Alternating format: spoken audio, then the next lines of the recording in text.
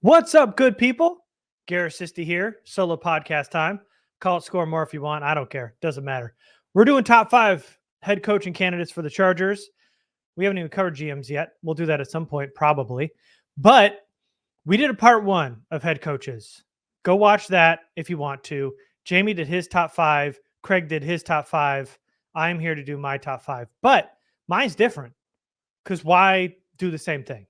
That's what I always say. I've never said that. But what I do want to say is that I've got 5, but really, who cares? Who cares about the other 4? You know what I'm saying? So let's just rush through this 4, get up to 5, gush about number 1, and then move on. Because that's really what I think this is all about. Because we've heard about head coaches and stuff, but I don't want to get in the nitty gritty of these other 4 because I don't care. I want to talk about Harbaugh. You want to hear about Harbaugh. I don't feel like anybody's really talking about Harbaugh. Everybody's like, give me Harbaugh, but nobody's giving us why they want Harbaugh. Just because Harbaugh is Harbaugh. That's really what everybody's saying. I don't feel like anybody's breaking it down. I will. So, rapid fire, top 4. Maybe not rapid fire, but real quick through the top 5. At least real fast through the 4 and then at number 1. And you already know what number 1 is, so who cares? Just keep watching. Here we go. Number 5. Basically, I'm breaking this down into tiers. Number 5 is the old guys. You could put Bill Belichick in there or Pete Carroll. I'm putting Pete Carroll. Pete Carroll, while they're both in their 70s, Pete Carroll seems a little bit more spry to me. He also seems like a guy that would last a little bit longer in the NFL and a guy who I believe is more up to date in the current NFL scheme and philosophies than Bill Belichick is. Yes, Bill Belichick, greatest head coach of all time. I totally understand that. Why wouldn't you want that as a head coach? For me, I don't want it because he hasn't been good lately. He was really good with Tom Brady. He hasn't been good lately. His draft classes have been the worst in the NFL in terms of retention rate. He'll sign a bunch of guys. He'll trade back, get a bunch of picks, and then get rid of them before the contracts are even up. And they won't retain him. So for me, that tells more about his drafting philosophy and his overall NFL mindset right now, which I don't think is good in the current landscape. I'd go with Pete Carroll at number 5. He's older. It's not really a long-term answer. It just feels like a short-term answer when you get a guy like Pete Carroll, who now, as you're seeing on Twitter, is vying for the Chargers job with Harbaugh coming into town today. He may be vying for the job, but when you really look at it, I mean, you're going to have to go year to year whether he's going to retire or not. He's at that age where after every season, all the reporters and the media are going to be asking, will he be here for another year? And the answer is, I don't know. He'll probably say he's going to want to stay or whatever.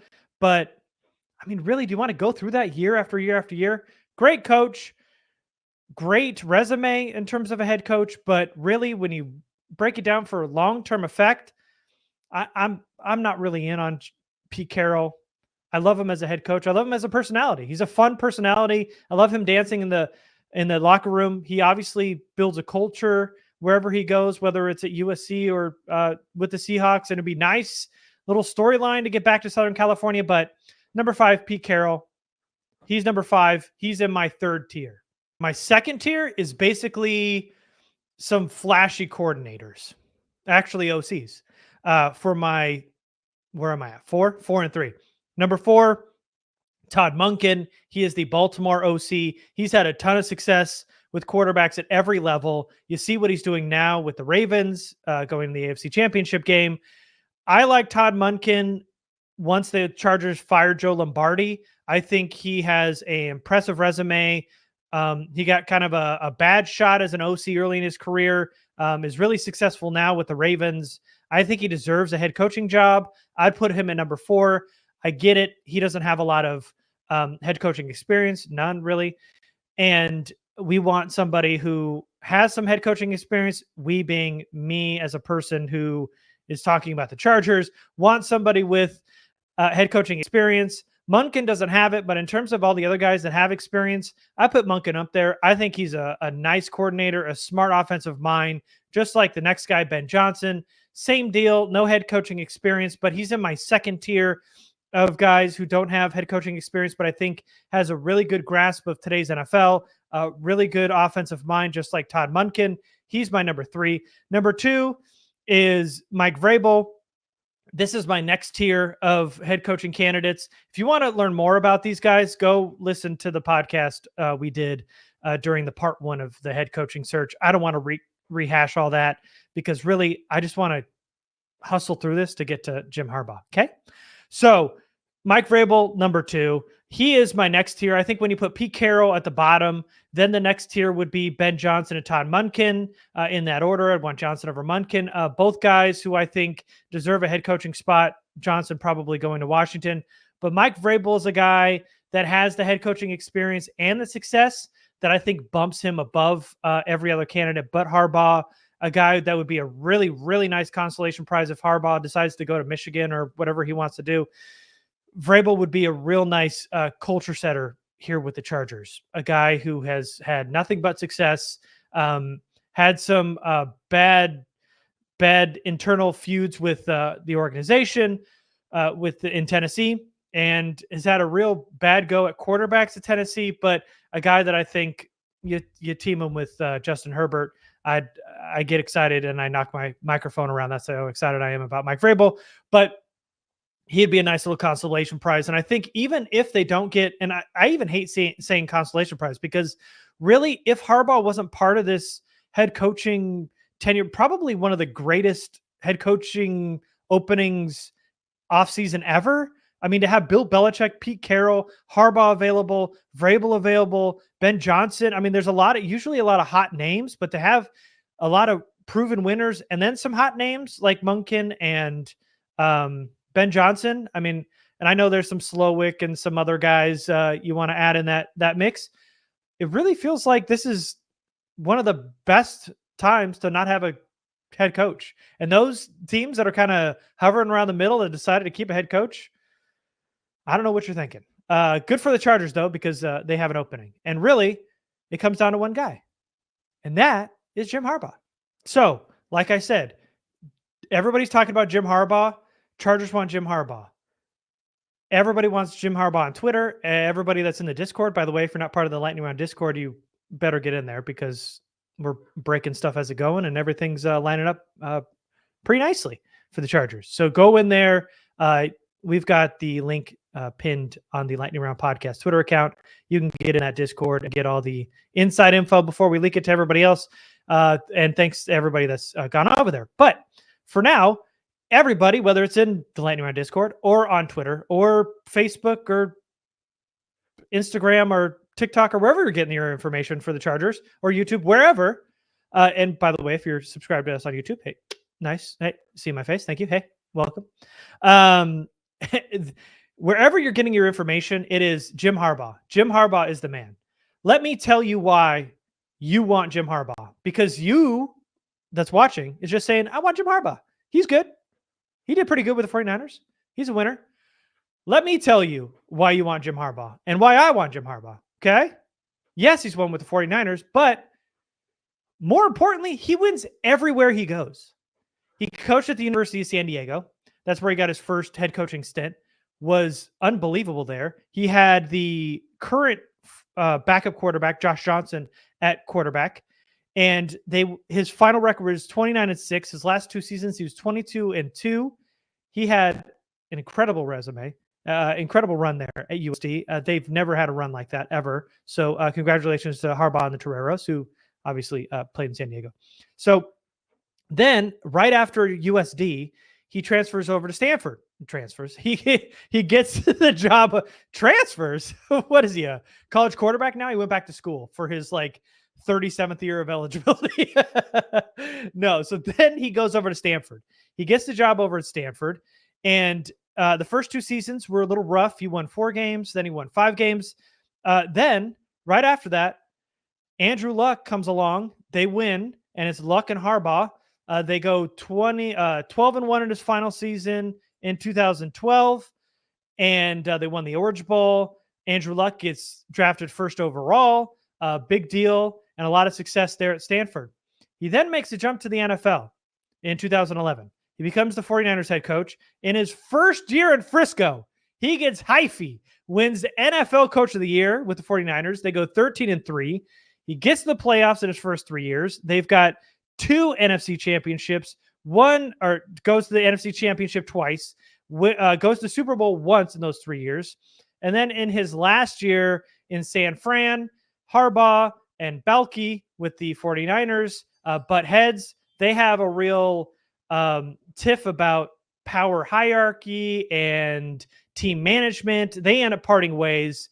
They were butting heads a lot. And so Harbaugh says, enough of this. I'm leaving. And he goes to his alma mater. He goes to the 49 or to Michigan, where he's at currently. But what I think to pause here with the 49ers situation, if the Chargers hire Harbaugh, they absolutely have to step away, because as you saw with the 49ers, if you don't just get out of the way and let Harbaugh run the show, you've got issues. For 3 years, he had 11 plus wins in his first 3 seasons.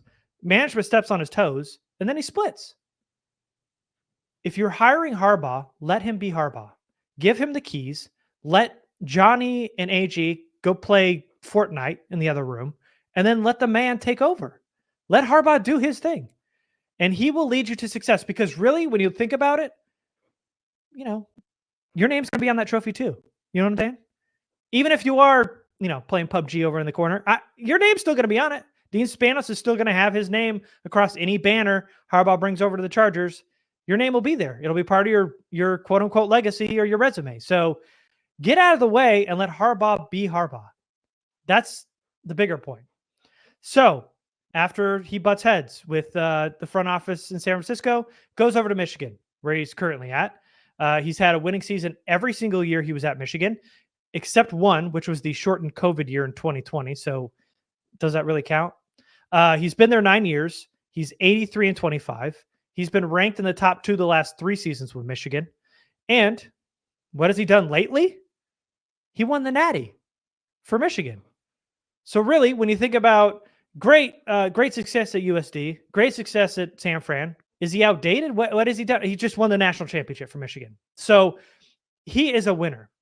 And what I think is also important here is not only is he a winner, for the Chargers, when you're thinking about parallels here, he has had success with so many different quarterbacks. So when you look at a perfect match here with Justin Herbert and Jim Harbaugh, you think about the success that Harbaugh has had with quarterbacks. Just going back in his background, Josh Johnson, like I mentioned, he played at USD. Harbaugh coached Johnson at USD. He was 3rd-team All-American, a Peyton Award finalist, a PFL Offensive Player of the Year. He also holds the Torero's school record for career touchdown passes, completions, and passing yards. That's all under Harbaugh. Then Andrew Luck with Stanford. He won the Maxwell Award, Walter Camp Player of the Year Award, 1st-team All-American, won Pac-12 Offensive Player of the Year twice, which hasn't been done very often. He was runner-up for the Heisman 2 years in a row. Luck was. He broke John Elway's record there at Stanford, and he was the 1st overall pick, like I mentioned, in the 2012 draft. So Andrew Luck, Harbaugh, lots of success. That's all under Harbaugh as head coach. With the 49ers, that's college. Let's talk about NFL. With the 49ers, he had both Alex Smith and Colin Kaepernick. Alex Smith was no good until Harbaugh got there. Smith had won more than 5 games 4 out of his 5 seasons. His best year before Harbaugh, 7-9 in 2006. So Harbaugh comes to town. Alex Smith, the 49ers go 13-3. Alex Smith gets comeback player of the year. They go to the NFC Championship game. Smith throws for over 3,000 yards, which he had never done in his career prior to that. The next year, 2012, Smith is on pace to break his record in 2011. He ends up getting a concussion, and Harbaugh benches Alex Smith and then brings in Colin Kaepernick. People thought that was a little bit controversial at the time, but they bring on Colin Kaepernick, and Kaepernick and Harbaugh go to the Super Bowl. They end up losing to his brother, the Ravens, but he takes the backup quarterback, Colin Kaepernick. They go to the Super Bowl. The very next year, Smith goes to the Chiefs. They've got Harbaugh rolls with Kaepernick the next season. He picks up where Smith left off. He goes for 3,100 yards the following season. Then the season after that, he goes for 3,300 yards in San Fran. So Kaepernick known as a Russian quarterback, throws for over 3,000 years in back-to-back seasons under Harbaugh. And then Harbaugh goes and he leaves because of the conflict there, and he goes to Michigan. So he's had success with now Josh Johnson, Andrew Luck at the college level, now Alex Smith, and Colin Kaepernick, and different types of quarterbacks, might I add you. But then let me throw this in before we move on to Michigan. Before he got the USD job, he was the quarterback coach for the Raiders. And in 2002, the quarterback there, Rich Gannon. Do you remember what happened in 2002? I'm a Charger fan. I remember. Raiders go to the Super Bowl. So under Harbaugh, Gannon, as the quarterback's coach, not head coach, not offensive coordinator, but as quarterback's coach, the quarterback, Rich Gannon, Pro Bowl nod, one NFL MVP. Raiders go to the Super Bowl, and you might just say, "Hey, man, that's luck. That's Andrew Luck that you get your quarterback to go to the Super Bowl as a quarterback coach." He's not OC. He's not head coach. That doesn't matter. Harbaugh wins wherever he goes. Doesn't matter what level of coaching he's at, he wins. Quarterback coach, take you to the Super Bowl. Head coach, he'll take you to the Super Bowl. College head coach, he'll take you to the national championship. He wins wherever he goes. It doesn't matter what level he's at, whether he's head coach or quarterback's coach, they're going to win under him every single time. He's got a proven track record. So then let's move on to Michigan, because this is where it gets a little dicey. If you look at the names, as I mentioned, he's had winning records every year at Michigan. The only time he hasn't had a winning record was the COVID year, but he's got a winning record out of names like Jake Riddick, Wilton Spate, Brandon Peters, John O'Corn, Shane Patterson, Joe Milton, Kane McNamara, and J.J. McCarthy.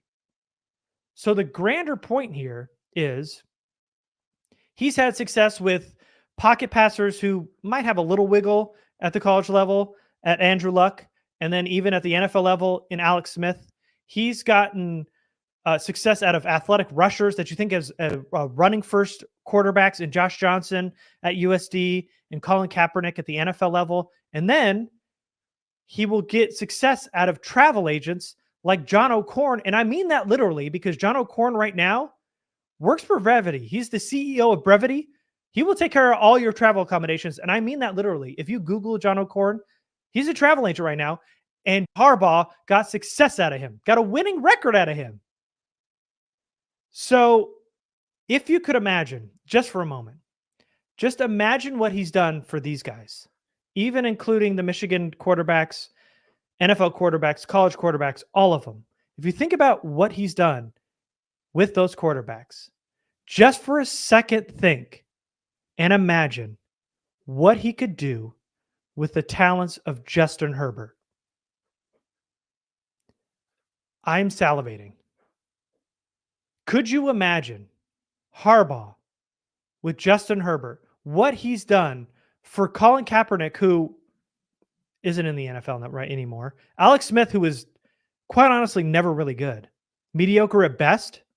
He was never very good. Josh Johnson, backup quarterback, maybe good at the college level.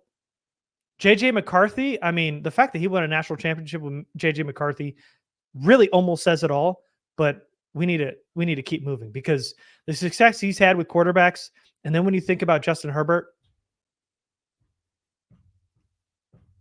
I mean, the potential is astronomical, is what I'm saying. So it isn't just that he's a winner, that he has an outstanding track record with quarterbacks, that he's a former Chargers player from San Diego. And, you know, if you think about it, he was also the architect of one of the best defenses that we've ever seen in the 49ers. But let's put that aside for a second. What about the culture he's built? Think about the culture that he's built at every program he's ever been. Wherever he's gone, he brings a winning mentality to the locker room. It is always steady. And that is not something the Chargers have had in a really, really, really long time. Staley tried to build it, but that's not something you can manufacture. You need a guy like Harbaugh to instill that. USD never really recovered once Harbaugh left. The 49ers, once he left, they hired Jim Tomsula. He got fired after one season. They hired Chip Kelly. He got fired after one season. It took 2 seasons for Kyle Shanahan to turn that program around and make the 49ers successful. I mean, when he leaves, you can't manufacture that stuff. What he's got, he brings the best out of everything, offensively, defensively. He builds a culture. And when he leaves Michigan, look where that program's going to end up when Harbaugh leaves. Because I can almost guarantee you they're not going to be as successful as they have been. So when you think about a culture builder, Harbaugh is that guy. He is a franchise tone setter, and there are not many of those in the NFL. So this hire right now in Jim Harbaugh is as close to a sure thing as possible in this coaching cycle. He's had success college level, NFL level. He's had amazing quarterbacks under his only because of how much he's raised them. Offense is great, but don't forget how good that 49ers defense was in, 2011? Where they had an all-time team, an all-time run defense, number one in almost every statistical category. Everybody talks about how dominant defenses, the Legion of Boom. They always talk about this 49ers defense too. Harbaugh was part of that. So when you think about offensively, defensively, how good he's done, the only thing left to do really is for Spanos to pay up. Let Harbaugh be Harbaugh. Let us Charger fans finally have some freaking fun. I know there's probably kids listening because they're excited about Harbaugh too. Some freaking fun. Get out of the way. Give Harbaugh control and let him cook.